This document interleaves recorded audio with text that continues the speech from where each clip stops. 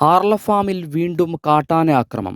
ദമ്പതികൾക്ക് പരിക്ക്. ആർല ഫാം 13-ാം ബ്ലോക്കിലെ താമസക്കാരായ പുതുശ്ശേരി അമ്പിളി, ഭർത്താവ് ഷിജു എന്നിവരെയാണ് കാട്ടാന ആക്രമിച്ചത്.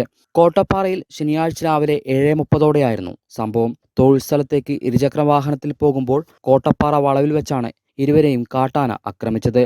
അമ്പിളിയെ കാട്ടാന എടുത്ത് എറിഞ്ഞതായും പറയുന്നുണ്ട്. പരിക്കേറ്റ ഇരുവരെയും വനംവകുപ്പ് ജീവനക്കാരാണ് വനംവകുപ്പിന്റെ വാഹനത്തിൽ പേരാവൂർ താലൂക്ക് ആശുപത്രിയിൽ എത്തിച്ചത്. കൈക്കും കാലിനും തലക്കും പരിക്കേറ്റ അമ്പിളിയെയും നിസാര പരിക്കേറ്റ ഭർത്താവ് ഷിജുവിനെയും പ്രാഥമിക ചികിത്സയ്ക്ക് ശേഷം പരിയാരം മെഡിക്കൽ കോളേജ് ആശുപത്രിയിൽ പ്രവേശിപ്പിച്ചു.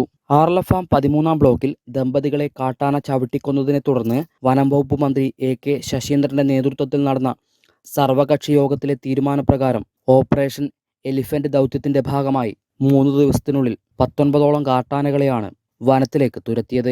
ഓപ്പറേഷൻ എലിഫന്റ് ദൗത്യത്തിന്റെ ഭാഗമായി കാട്ടാനകളെ ആറള ഫാം പുനരധിവാസ മേഖലയിൽ നിന്നും കാട്ടിലേക്ക് തുരത്തുന്നുണ്ടെങ്കിലും ഇനിയും നിരവധി ആനകൾ പുനരധിവാസ മേഖലയിലുണ്ടെന്നാണ് ഇന്നത്തെ സംഭവം തെളിയിക്കുന്നത്. ഹൈവിഷൻ ന്യൂസ്, പേരാവൂർ.